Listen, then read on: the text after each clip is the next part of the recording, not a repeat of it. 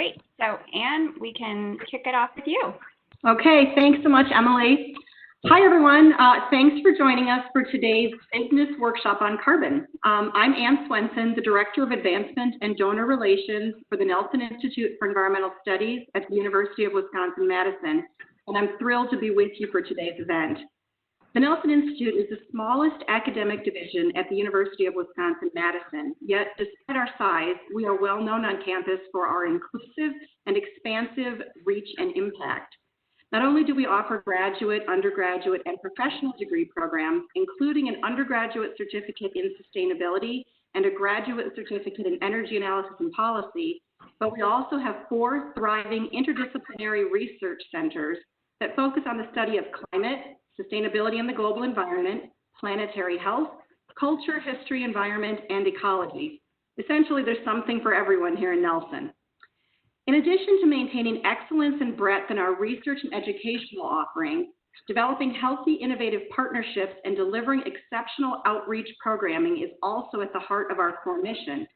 Today's webinar is the direct result of a partnership that the Nelson Institute has built and strengthened over the past year. And today's session is offered in follow-up to the very popular business workshop on carbon, Tactics and Tools for Carbon Strategy and Management, that was featured as part of our April 2020 Virtual Earth Day Conference. Jessie Servi-Ortiz, Managing Director of the Wisconsin Sustainable Business Council, and Lisa Giesenbauer, President of Evolution Marketing, were the architects of and driving forces behind that business workshop. They're reprising their roles today. I'm honored to know and collaborate with these 2 women, both of whom are forces of nature and forces for good. I find both of them to be highly inspirational and informative, natural leaders who have helped me to better understand not only how the Nelson Institute might engage with the private sector, but how we can best prepare our students for careers in the private sector as well. I'd like to take this opportunity to thank Jessie and Lisa for their time and advice, their unwavering commitment to the environment, and for organizing and facilitating today's webinar session. I'd also like to give a shout out and huge thanks to my colleague Emily Reynolds, the Nelson Institute's Assistant Director for Community Engagement and Alumni Relations, who coordinated and managed this webinar from the Nelson side. Finally, I'd like to thank Melissa Vernon, Mark McDermott, and Kathy Kuntz for their time and willingness to participate in this webinar. It's deeply appreciated. And now, without further ado, please join me in welcoming Jessie Servi-Ortiz. Thanks so much, Anne. What a warm welcome.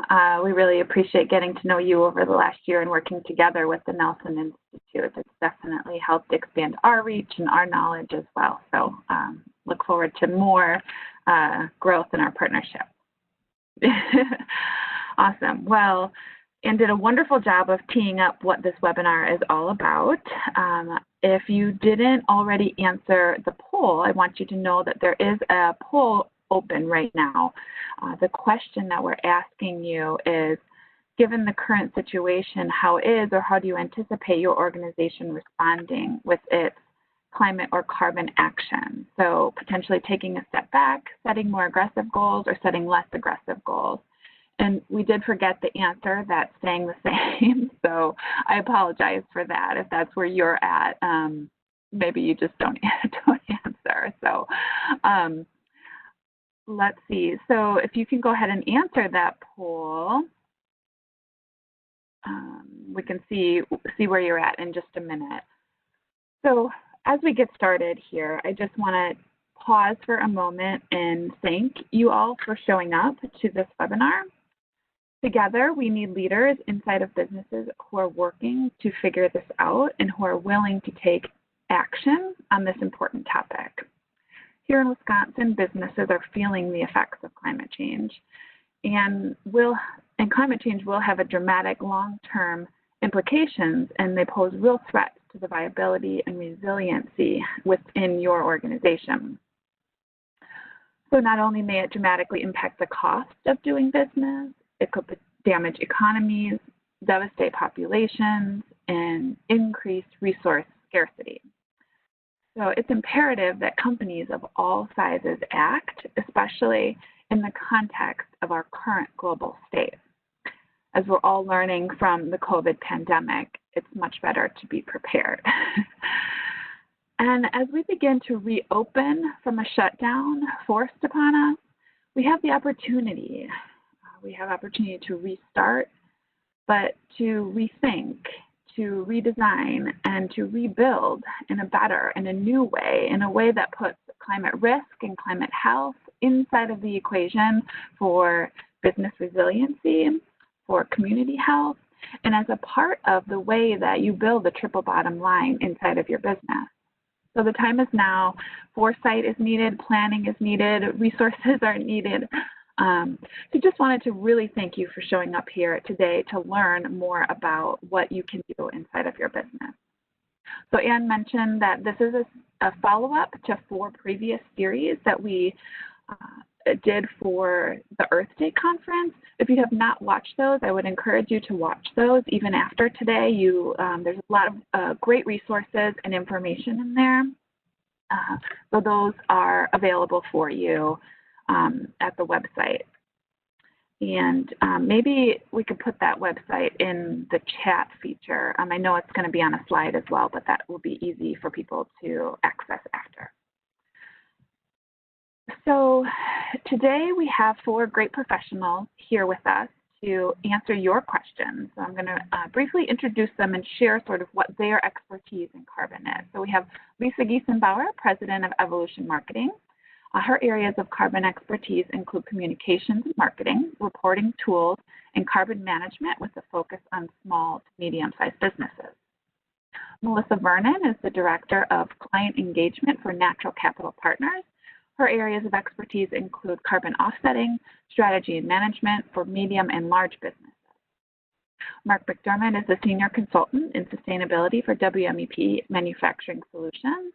And his area of expertise is carbon calculating and reporting, carbon risk analysis and problem solving, as well as focusing on manufacturers and supply chain carbon management.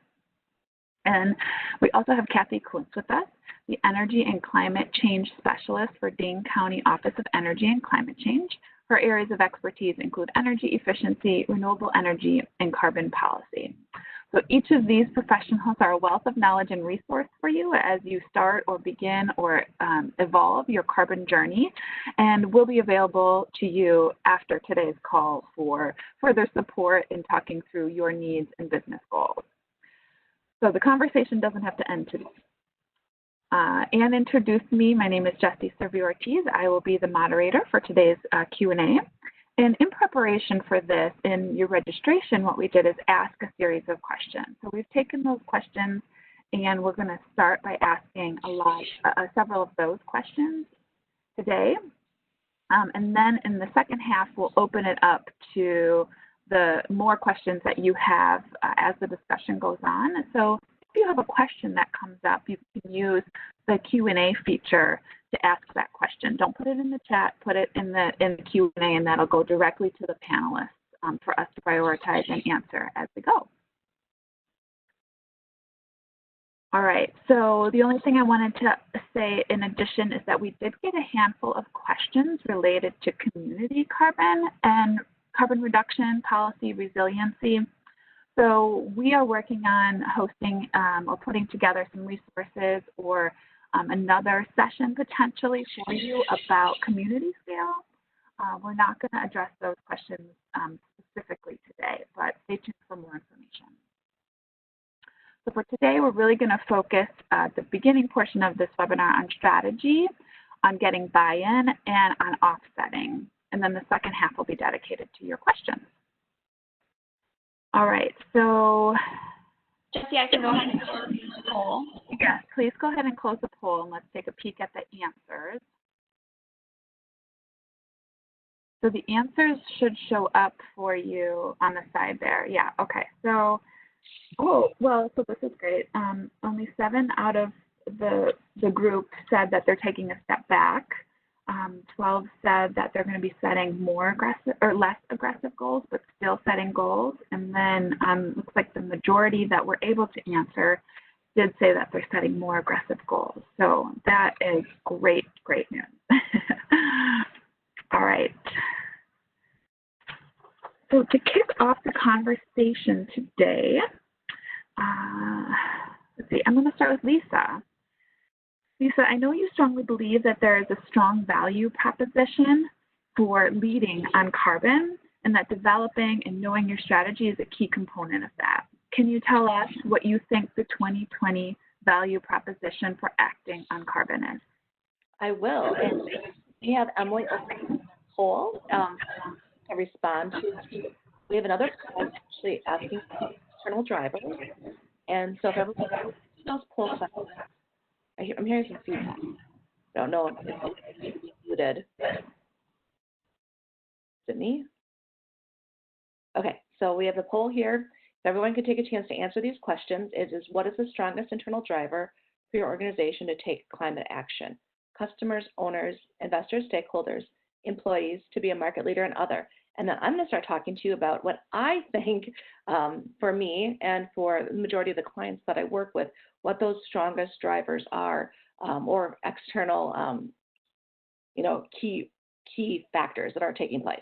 And then about halfway through, we'll have Emily close the poll. So maybe give it like a minute and a half, and then we'll close it and we'll talk about that. And as I continue to talk through this.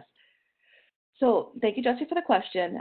In my mind, the reality is it's all about finances. Honestly, it's about financial viability. As a business owner and somebody who's been working in this space for a really long time, I look at all the decisions I make and I run it through what's called the triple bottom line lens. You talked about that before. So running it through the decision making tied to people, planet, and profit.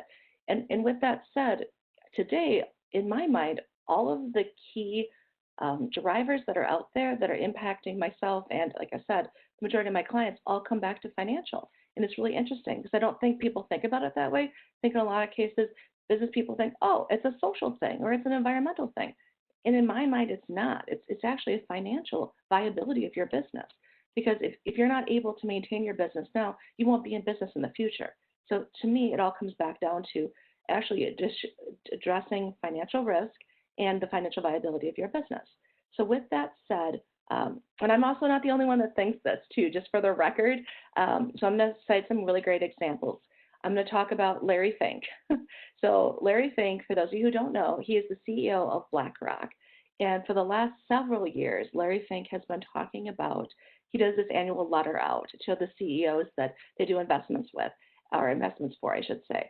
And every year for the last at least 5 years, it's probably longer, I didn't go back and count, but he has talked about sustainability, the UN Sustainable Development Goals, climate change, and just talking about broader perspective of what's happening in this space.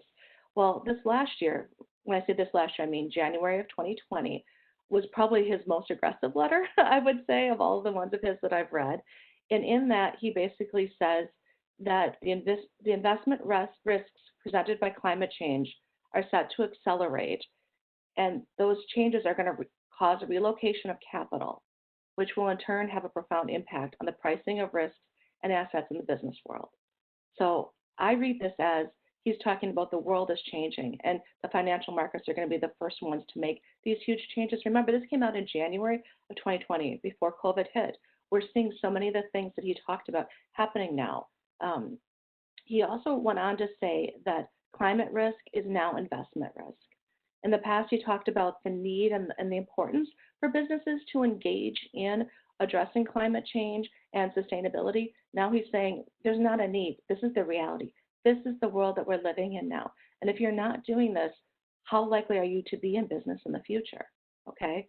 I will share later when I'm not talking the link to both his letter to the CEOs and then what his business is doing. So what BlackRock is doing this year, I think this is amazing. So I'm just going to read you a note from their website. Earlier this year, BlackRock announced a number of initiatives to place sustainability at the center of their investment approach, including 1, making sustainability integral to the portfolio construction and risk management. 2, exiting investments. That's right, I said exiting investments that present a high risk, that present a high sustainability related risk. Okay, all this is about risk, all right? 3, such as thermocoal productions. 3, launching new investment products that screen for fossil fuels. And 4, strengthening our commitment to sustainability and transparency in our investment stewardship activities. So again, all of this is about risk, financial viability of a business. Are we at the point, Emily, where you can show us the poll and what people said? Yep, I will go ahead and close it and share the results. Fantastic. All right, so what we're looking at is customers are the drivers for 10 businesses, ownership 6, investment, okay, 11, it's good to know, employees 6, to be better 10, other 3. So no answer for 48. Okay, well, that's interesting. I guess for those of you 48 businesses who don't have a driver or that we didn't put one up here that exists, if you want to share with us in the chat, right? The chat, share with us what those drivers are. That would be great, just so that we can make sure we're trying to address that. As I was saying about financial and just talking about employees and the future, I mean, one of the biggest things I'm concerned about, at least being in Wisconsin, is the future workforce. Up until our recession hit, because we're now actually in a recession, so prior to March of 2020, we were not in a recession in Wisconsin. Instead, we were in a deficit. In Waukesha County, which is where I'm located, we're hovering around 2% unemployment. So what that meant is it's very hard to find quality workforce because there's not a lot of people looking for jobs. And so this, again, impacts businesses and the financial viability of that business, because if you don't have a good workforce to draw from, or you don't have enough workers, how can you, again, stay in business? So what I want to share with you is some data about what the future of the workforce looks like, because it's changing tremendously. And again, pre-COVID, we could see this really clearly. Now, middle of COVID, I think it's like it's hitting us over the head almost, you know? So for example, pre-COVID, the number here, 35% of the workforce, the labor force last year in 2019 was made up of millennials, okay? And the breakdown was, so that was individuals that were under the age of 38 last year. 23 to 38-year-olds last year made up 35% of the workforce. Individuals that are younger than that. So today's 23-year-olds and down to 10-year-olds, those are called Gen Zers. Well, Gen Zers represent right now a little less than a third, but by 2030, 10 years from now, they will represent 70% of the workforce. Now, why do you say this is important? Or why do I think this is important? Because these young individuals or young professionals, their value systems are based around triple bottom line thinking. And they not only want, they expect companies to engage in public transparency, talking about what you're doing within sustainability, within climate and carbon. They expect, there's a study that just came out last year, 77% talked about that they expected brands to talk about, prioritize global warming and what they're doing to fight global warming. So what I'm saying is the current 35% of the current market space that's just millennials want and need and expect transparency. The slowdown that's coming into the workforce is even more aggressive. They won't shop from brands that are not transparent and that are not assessing things from a triple bottom line manner. And in the next 10 years, the way we look at work is going to change because of who's in the workspace. Mm-hmm. This is some of the key things I think of when I think about my business and the drivers for why we should be engaging in climate and carbon. Does that make sense, Tracy? Yeah, absolutely. And so talking about employees, right, one of the main questions that we got, and this is going to sort of tee us over to Mark, is how do employees get buy-in inside of their company if, you know, they believe it, but they want their company to buy into it. Mark, I'm wondering what you've seen in terms of strategies that have worked. And I'm sorry, before you answer, I'm just going to comment. Since several people did not answer the poll, I'm curious that I just want to make sure everybody knows where the poll is. So over in the right-hand bar, there's participants chat, Q&A, and polling. So in just another minute, we're going to open another poll. So you know where that is. While Mark's talking, you can answer that. So I think, Emily, you could open the next poll. And the question is, what obstacles do you have to move climate goals forward? And while folks are answering this poll, then Mark, if you could tell us what you have seen in terms of successful tactics for employees to use to get buy-in inside of their company. Thanks, Jesse. Can you hear me okay? Yep. Okay, great. Thanks, and thanks to the other members of the panel.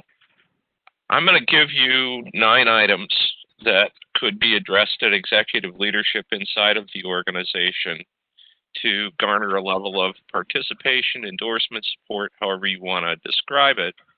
The point of this being, I'll give you 9 items. Don't try and do all 9. Pick the ones that you think are going to work best for your organization. We've seen them work in varying degrees, and it really does depend on the organization and the executive leadership within the organization in terms of that accomplishment of buy-in. So let me run through them real briefly. First of all, make it real. Use actual numbers of energy savings, miles, and waste reduction to show the monetary and climate impact, either past, present, or future inside of the organization. When you're addressing executives, you better make the data real and relatable to the organization in which you're working. It's true there are some global, local drivers, but an executive group inside of an organization can be largely focused on that company and what's relevant to them. And then also knowing what are the transformational drivers. To key off of what Lisa said, there are things going on in the marketplace right now that could transform the way your business model works inside of your organization, and you've got to be able to relate that to the executives of the organization. Secondly, consider the positioning of your company.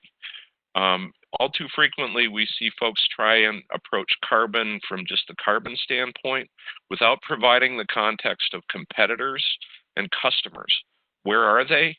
How are you positioned as a company, and how can you communicate that effectively to the executives and other employees actually inside of your organization? And making sure also that you take credit where credit is due. So many times there's work that's being done that has carbon impact. They could take credit for it inside of the organization, but they're not doing it. Thirdly, take a look at where you can ferret out embedded costs that you can influence that not only reduces your cost and improves the quality of the product or service that your organization provides, but also can add to your sustainability credentials. So knowing what your costs are and being able to show the actual cost reductions associated with them.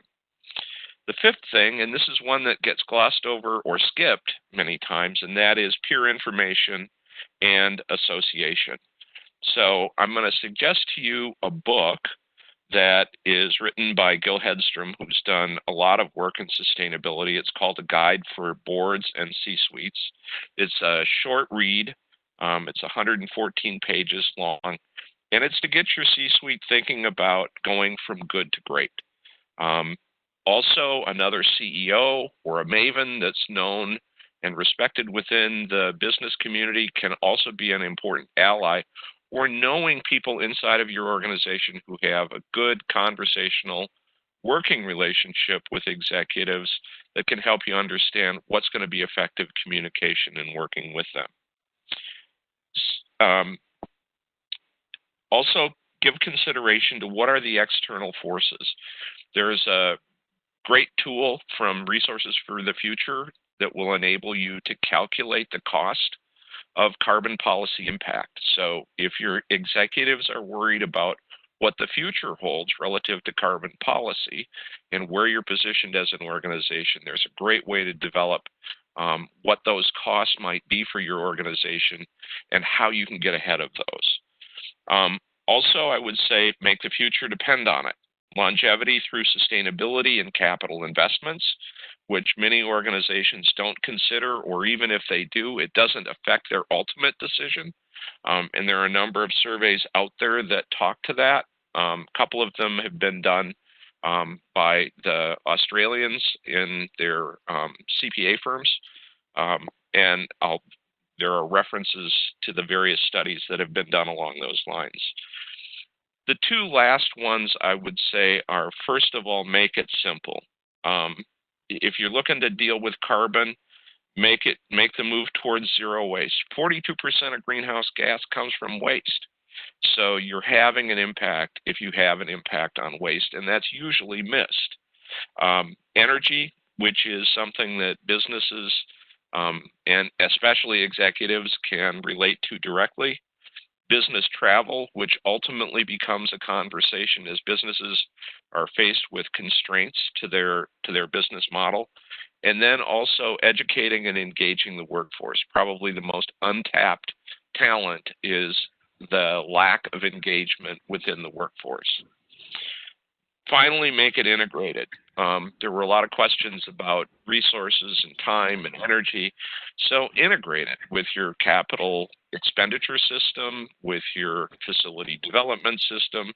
Make it a part of your strategic business plan. So often we see the strategic business plan, what's fundamental to the organization, doesn't consider sustainability and carbon. Make sure that you're leveraging the system's capabilities that you have. There's probably somebody that's been tracking energy use forever, and it hasn't gotten the level of use that it needs to. So use the capabilities that are there, and then leverage systems thinking inside of your organization. Start to break apart the various pieces that are there. There's a good carbon policy calculator out there. There's some good links for tying sustainability and capital expenditure decision making, and also some wonderful tools for assessing carbon overall in the organization and what the opportunity is in terms of financial return, and then also for assessing the fiscal impact associated with individual carbon projects. The last two available from Bob Willard and the Sustainability Advantage website. Great resources, Mac. Thank you so much. And Emily did close the poll, and so I think you spoke to a lot of these in your suggestions for folks. So what obstacles people are having, leadership buy-in was a big one, staff time. So, integrating it is a great example. Lack of knowledge, just how do you do it? What does carbon mean? What are we tracking? All of that. No sustainability program, so no strategy. It's not integrated. Funding was a big one. We're going to touch on that a little bit later, and other too. So thank you everyone for answering that poll. I'm going to ask Melissa now. Once a business does have their carbon footprint, what strategies do you see most often in implementing an effective change? The big issue is that every organization is different. Once you have your carbon footprint, it really starts to allow you to see where those emissions are coming from. In general, when you're accounting for carbon, there's scope 1 is all your direct emissions from natural gas or vehicles that you own. Scope 2 is electricity that's used by your facility. And scope 3, there's a long list of additional sources that like business travel, employee commuting, waste, transportation products. Because every organization has a different distribution of where those emissions are occurring, everyone has a different strategy. If you're a big natural gas user, then you may choose to look more intently at manufacturing operations and seek out resources that will help you become more energy efficient within your facility. For offices, electricity is predominantly the bulk of their emissions. And from there, an easy first step is using renewable electricity. And you can purchase that directly through your local utility, or you can go out and purchase renewable energy credits, which are the renewable attribute of electricity that you can then apply towards your electricity consumption from your office. Other organizations I work with have huge business travel, and that has been historically a very hard one to tackle because their business model, consultants especially, rely on getting on airplanes to go visit their clients, to work from their client sites. Obviously, we're in a different ballpark this year with COVID. Business travel has clearly plummeted, and so all of a sudden, finally, business travel, we're seeing some options on how to tackle that. Doing webinars, doing video conferencing. We're seeing how to maintain and build relationships when we can't have face-to-face. So for the first time, I think organizations will finally see how they can start to tick down that business travel piece of their carbon footprint. But overall, until you have your carbon footprint, you just don't know where those emissions are specifically coming from in order to then get the resources you need to tackle them. But overall, I'd say most organizations are then setting internal reduction targets. They're trying to reduce the emissions they are responsible for, become more energy efficient, switch to renewables. And then we see a lot of organizations decide that they want their carbon footprint to be zero. So what emissions you cannot reduce internally, you can then go out and procure carbon offsets for the remainder of those emissions and therefore neutralize your carbon footprint. And we call that carbon neutral. My organization, we have a certification program for that carbon neutral company or a carbon neutral product or a carbon neutral activity like an event.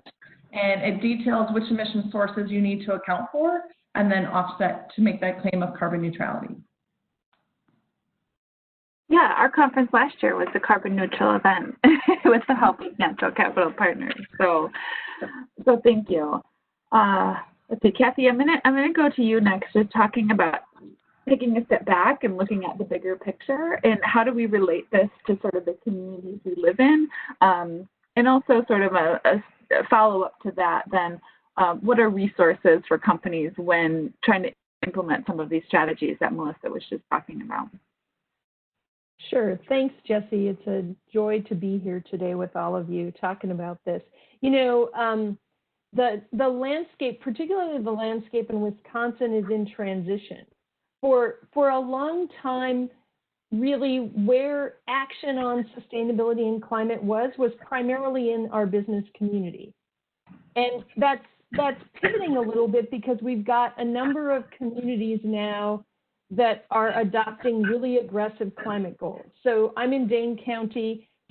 Our goal is to cut all emissions countywide in half by 2030. So I'm talking really aggressive. And that means that we're starting to look at the entities in our communities as either helping us achieve those goals or not helping us achieve those goals. And I think that's creating a new dynamic there where there can be public-private partnerships where to Mark's point about entities doing a good job and not always talking about it, I'm constantly at Dane County looking for those examples to showcase because they inspire others. So but we're also creating an expectation that everyone has a role in this and you need to be on board. And so that means for small businesses, for you know, smaller entities who maybe haven't been involved before in these things, increasingly there's going to be an expectation that they're at the table too.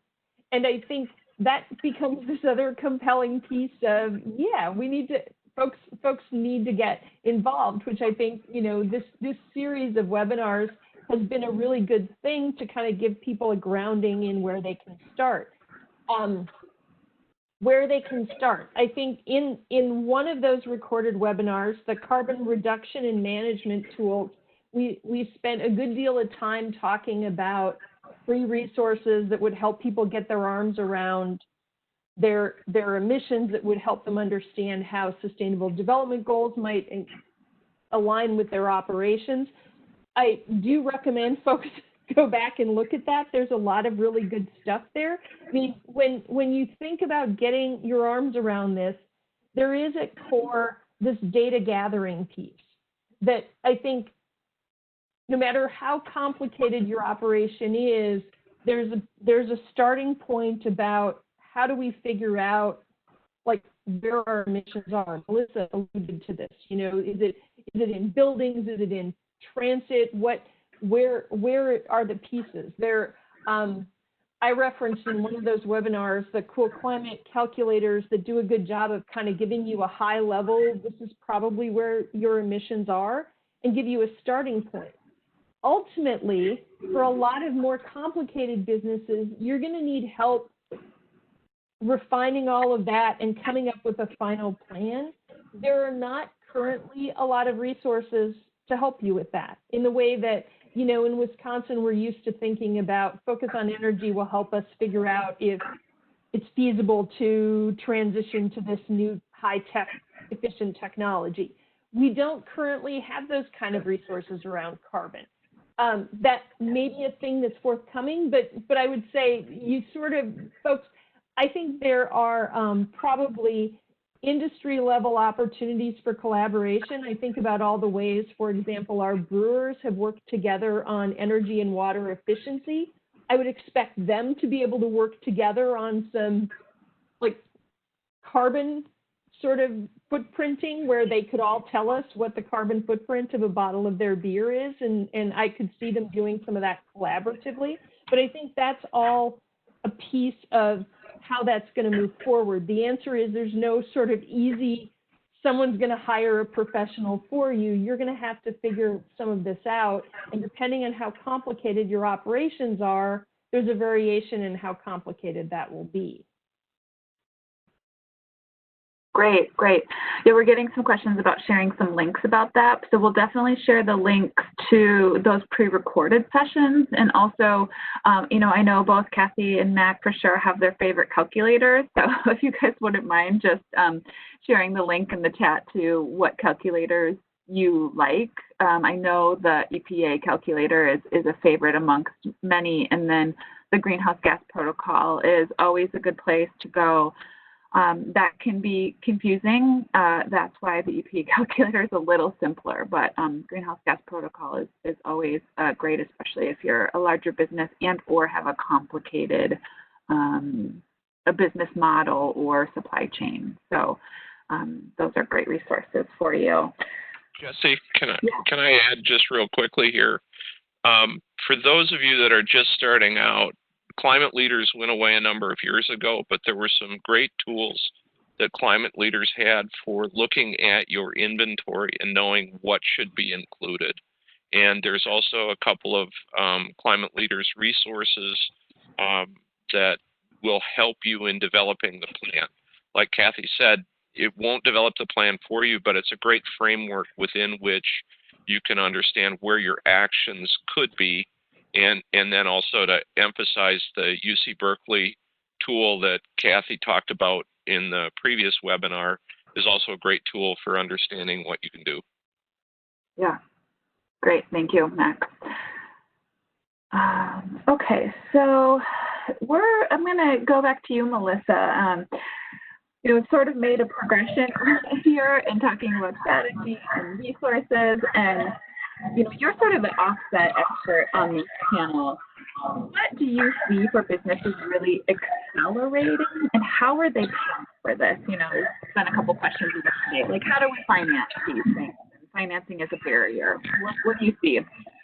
Sure. So 2019 was an amazing year for climate action among corporates. We saw such a huge increase in the number of large, small, medium companies setting aggressive climate goals. When the pandemic hit, we were took a pause to see what was going to happen because we expected 2020 to be just another gangbuster year. And we've been really pleasantly surprised to see among our clients, they've all continued their climate commitments. Nobody has stepped back or scaled back their programs. We're seeing more demand, cold calls about companies continually wanting to step up and tackle climate change voluntarily. We're seeing this not just in brands that are talking to consumers like us. We're seeing this tremendously in the B2B sector as well. So there's a lot of value in those business relationships as well as the consumers too. How they're paying for this, honestly, in general, they're seeing this as just another item on their balance sheet. This is when you cannot make internal reductions and you need to purchase offsets, this is cost to your business. So you're basically internalizing that cost. You have an internal carbon tax. Organizations then distribute that cost differently throughout their business. Some will allocate it out to specific business units according to the amount of their greenhouse gas emissions, so that each business unit is then now can visibly see what the impact of their energy use is, what their business travel is, and it becomes another cost for their business, which then drives companies to try to reduce that cost. So if you can then finance internal reductions, you can purchase fewer offsets. So you reduce the line item for offset.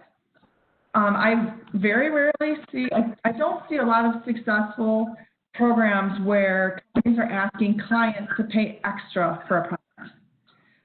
It does happen.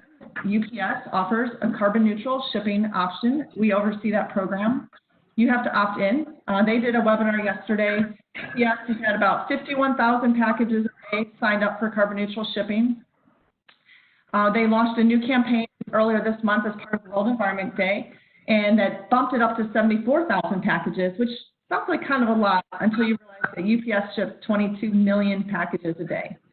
So even though the cost is really small, it's like a nickel package, they've really had a very slow uptick in that opt-in program. So for the most successful programs, really just making it part of your internal cost, just as you would take on additional costs when your labor costs go up, your raw material costs go up, et cetera. Great, that's super helpful. So when a business decides to purchase carbon offsets, how can they be sure that those offsets are what they say if they're not local? And, what is the process for, weaving in equity to the offset process or to the projects themselves? Sure. Well, a lot of the basis for these carbon offsets came out of the Kyoto Protocol, 2 decades ago. And the foundation of that commitment was that we, as the developed world, caused this problem of climate change through our greenhouse gas emissions, yet the impacts are being most seen by the developing world. So people in the least developed countries are suffering greatly from sea level rise, temperature change, all the crazy weather we have, and they're least able to have the resources to make the changes to move to a low carbon economy and to deal with the impacts of climate change. So the Kyoto Protocol originally set out that we need to finance these reductions in those developing countries. So you don't see carbon offset projects in Europe, for example, because they are signatory to the Kyoto Protocol. We did not officially sign the Kyoto Protocol, so you do see some carbon offset projects here in the US. To make sure that they're credible, there is an International Carbon Reduction and Offsetters Alliance, which sets a code of best practice. There are carbon standards. Some are better than others. And so my company, we abide by that code of best practice to ensure that carbon credits that we purchase on behalf of clients meet that code of best practice. But then we do additional due diligence. We want to make sure those project partners are really credible, that they're financially stable, that there's no, they're going to be around for a long time, and these actions are really, really there. But in general, I'd say through carbon offsets, the real goal is to help the world move to a low carbon economy. And now the carbon standards are addressing the UN Sustainable Development Goals. And you can now choose credits that are verified and monitored activities that contribute to the UN SDGs. So not just carbon reduction, but can contribute to gender equality or clean water. So the standards are evolving to address much broader sustainability goals. That's great. That's great. Thank you. We've had a lot of questions come up that are also getting answered as we go, and a lot of great resources being shared. So if you look in the chat, you can see some of the resources that were being asked are being shared there. So you can find those. Again, specific things around calculators and whatnot. And I'm going to take a moment just to ask the panelists, and whoever wants to sort of answer this, feel free to chime in. And I'm just, we've kind of already started talking about this, but it's hard to ignore, the pandemic and COVID right now. What is the real opportunity for carbon and climate inside of this pandemic for businesses specifically? I'll jump in, Jesse, because I've been talking to a bunch of Dane County businesses about this, and a definite piece that we're seeing is a lot of businesses are rethinking their how much people need to be at work to work. There is like the potential to sort of dramatically change commuting patterns and business meeting patterns, and that whole, Melissa talked before about how transportation, corporate travel, but also employee commuting, which is a thing that employers in a whole lot of ways control an important one side of that. We're seeing, I'm talking to some companies who are talking about smaller office spaces going forward because they don't think that they're going to have everyone there 5 days a week together, that it's going to rotate in some way or be creative. They're seeing these drops in their emissions that are really tantalizing to them in terms of how can we retain some of this. So I think there's a lot of potential for us to have a moment where we rethink some pieces of our operations that before this we wouldn't have thought were plausible, but now we've had to adapt to some things, and I think some of that adaptation can continue on in ways that do help us hit emission targets faster. Absolutely. Rethink, rebuild, redesign. I keep going back to that, but it is a huge opportunity in so many ways right now. Does anyone else want to add anything? Yeah, Lisa. Yeah, I just wanted to add that I've been hearing a lot about the green building world. I work with folks in the green building sector. And what's interesting is that I keep hearing about, reading about, and is that we have to reevaluate what's in our building and how the building is built. And does your heat exchanger, does your HVAC system have a filter in it? Is it forced air? Little things like that we may not think about, but from an operations standpoint, really important. And if you either own your own building or you own commercial real estate, also very important, as well as figuring out how to create a healthy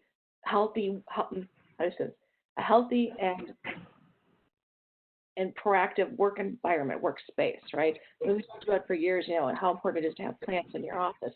That's just one piece of creating natural health and good air. Having sunlight, that's super important. Now, there's the version 2.0 of the WELL building standards. So I think we're going to start to hear more about that. And if you're looking at building a building, or you're looking at doing things for operation, think about the building envelope and all of that too. Because that maybe is low-hanging fruit, and I know it's kind of expensive, but there's also a lot of money available through focus for energy efficiency and things like that are going to take this stuff into account. Right. So, looking at the health of the building and how healthy and people inside of the building are in relationship to looking at the sustainability of the building. Yeah, that's great.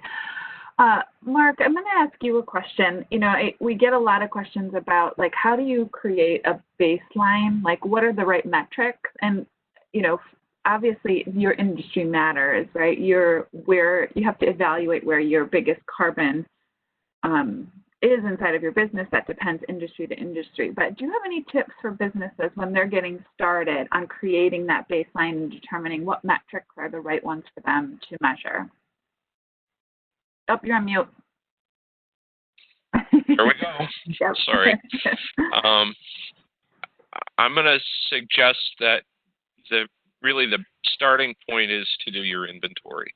What do I have that's contributing to greenhouse gases? And there's any number of inventory tools that you can use, whether it's the UC Berkeley tool, whether it's the small greenhouse gas emitters tool through US EPA, whether it's a climate leaders thing that I talked about before. Understand what your inventory is. And then the next step is really twofold. First of all, what is the real impact inside of my business where I can have a material, if I address it, I can have a material impact either on cost or quality inside of my organization. And then the second piece, which I referenced earlier in terms of how you engage in executives, is what's my strategic business plan and how can I address as a business my ability to better meet my strategic business objectives by addressing carbon? Where are the links? You don't need to sell your executive or the others in your organization, whether managers or line staff, on the strategic business objectives.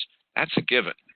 So what I need to do is build the linkages to where carbon and sustainability are a part of what I'm trying to accomplish strategically as a business. It's important to know where your customers and competitors are. That can help you in terms of understanding the magnitude of what you need to do.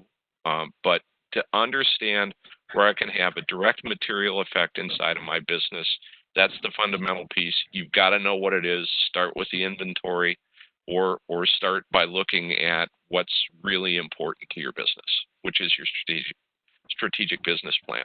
Some businesses don't have that, but so you'll have to work off of what you know the direction is for your organization. Did I answer you? Yeah, absolutely. I think that's great. It ties it back to strategy again, which is so important. Like some people think of sustainability as a separate thing, but it needs to be integrated into the entire business. And the main way to do that is weaving it into your strategy and talking about it at the leadership level. We had a question about how to get employees engaged, and I just want to tie that back to what you're saying, Mark, because if the business creates a commitment around sustainability and can identify what that means for their business, then it becomes much easier to work down to the levels, and it becomes, people's job to help build the culture of your values inside of your organization. If this is something you value, then it's easy to recruit and retain employees that fit inside of your culture and inside of your values. And if sustainability is a part of that, it becomes clearer. So I wanted to say that. I don't know if anyone else has any other thoughts on engaging employees and or leaders in this conversation. So Jesse, I just want to interject real quick that everything you and Mark are talking about right on, and then add to that, when you're doing this employee engagement, it's like the return on investment is so amazing because it's like a fourfold return on investment. Because employees, all the data talks about how employees want to be engaged. Employees want an opportunity at their workforce to make a difference, at their place of employment to make a difference. So if you ask them through whether a green team or a health and wellness team, corporate responsibility team, there's all different types of options. But if you ask them to be engaged, you get their feedback, they get excited, they then share through social media. Again, more research on this. They share through social media, younger people do, people under 40, share through social media with their friends. That then is a recruitment tool to bring their friends to come work at the company. I mean, the benefits of true employee engagement are priceless. And to build on that, in my previous company, Interface, we talked about it. Sustainability is like a room with 100 doors, and there's not one right door to walk through. And so for engagement, it wasn't just the one community service day. It wasn't the video that we shared. It wasn't just the talking about product, footprint. There were 100 different stories for 100 different employees. So you really have to take a very broad and deep engagement plan, because the one tool that works for Lisa is not going to work for Kathy. So you just have to try lots of different things. Yeah. I would just add to that in this moment, when I'm talking about how companies are reducing their emissions with all this telecommuting, engagement becomes important in whole new ways. We've got a lot of workforce for a lot of organizations not interacting with their colleagues in the same ways that they used to. And that kind of, I think, increases the importance of really thoughtful and strategic engagement strategies that bring people into and enthusiastic about their work, because you have more risks about engagement when you're interacting with people in far less kind of frequent ways than you were before. Yeah, absolutely. So we have 5 minutes left. I'm going to ask one more question, but I'm going to actually ask Emily to bring the slides back up so that we can show people where to go to get the 4 pre-recorded webinars, and this will be added to it, just so that that's easy for you if you have not had a chance to watch them. But let's see, I'm going to take this. There's a couple questions about carbon offsetting, so we'll end there. But the last one was about carbon inventories mostly coming from air travel and office loads. Would you recommend opt-into offset plans for airlines or utility providers, or developing your own portfolio of local and equitable solutions? So that's just I can take that. I think, and again, that one, it sort of depends. I think it's worthwhile to talk to your local utility. I think that sends a good market signal to your utility that they have customers that are interested in renewables, but you may want to look at the cost. You can also go out and procure renewable energy credits. I know for my home, I purchase renewable energy through my utility, and it's far more expensive than if I just purchase RECs, but I want to send that signal. And then the airlines, there are definitely a number of airlines where you can opt into their offset program, or you can do the calculation of what your carbon footprint is from your air travel, and at the end of the year, purchase carbon offsets. It may be cheaper to do a bulk buy at the end of the year than purchasing for each individual flight. Jesse, can I throw a piece out to one of the questions that was here? Yes, absolutely. And I think it's more of an observation, and that is that you can look inside your plant, and energy's been a focal point for years and years and years. And okay, so where do we go from there? And the point is, under the carbon mantra, that there's lots of places you can go that aren't just energy. We worked with businesses where well over 70% of their carbon footprint is in their supply chain, and they've spent 4 years or more addressing how do I address carbon in my supply chain, and had significant impact both from a cost and a carbon footprint standpoint. We see even small employers or small businesses that are having an impact on carbon working outside of their 4 walls, either engaging communities, working with investors, working with their customers, to try to find the best way to address carbon. So sometimes it's not looking inside, but if you're just starting out, you better know where you are from a starting point before you get too carried away as to what you ask your suppliers to do. Great. Yeah, great point, Matt. Thank you. So any final words of motivation from the panelists about like how to just get started, or why this is important to consider inside of our current situation? My only advice would be for those of you that are starting out, you may feel alone, but in every one of these that we started, we found untapped resources and untouted champions that are there to work with you inside of your organization to address these issues.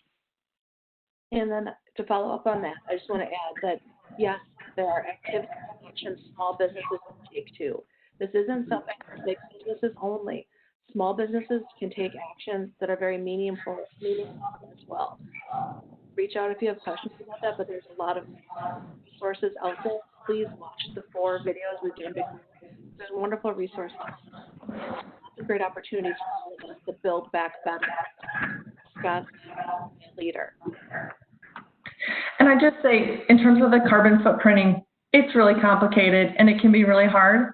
And we joke that every carbon footprint ever created is wrong because we use a lot of estimates. We use proxy. We use financial data as a proxy for airplane travel.